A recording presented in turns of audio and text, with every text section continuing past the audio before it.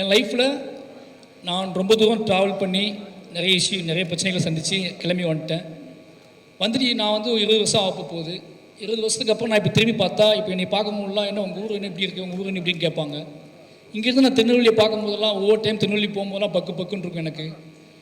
ஏதாவது WhatsApp open பண்ணாலே ஏதாவது இஷ்யூஸ் பார்த்துருவோம், வீட்டிலேருந்து அனுப்புறது, ஃபேமிலி ஃப்ரெண்ட்ஸ் அனுப்புறது, இதெல்லாம் பார்க்கும்போதே அவ்வளோ எமோஷ்னலாக இருக்கும்.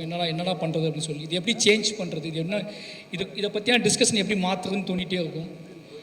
நான் எடுத்த டூல் தான். அதுக்கு எடுத்த இந்த மாதிரியான விஷயத்தை நம்ம எப்படி அணுகிறது, இவ்வளோ பெரிய ஒரு போர் சூழலில் இருக்கக்கூடிய என்னோடய ஊரை பற்றியான ஒரு புரிதலை இன்றைக்குள்ள இளைஞர்கள்ட்ட நான் எப்படி கடத்துறது, அது என்ன மாதிரி படம் பண்ணுறது அப்படின்னு யோசிச்சுட்டு இருக்கும்போது தான் எனக்கு கிடைச்ச ஒரே டூல் அனைத்து கணேசனன் டூல்.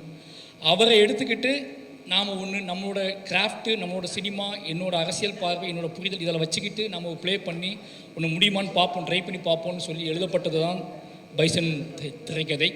பைசனுக்குள்ளே நிறைய இளைஞர்கள், தென் மாவட்டத்தில் உள்ள நிறைய இளைஞர்கள் இருக்காங்க. வெற்றி பெற முடியாமல் போன, வாழ்க்கையை தொலைச்ச நிறைய இளைஞர்களோட கதை இருக்குது.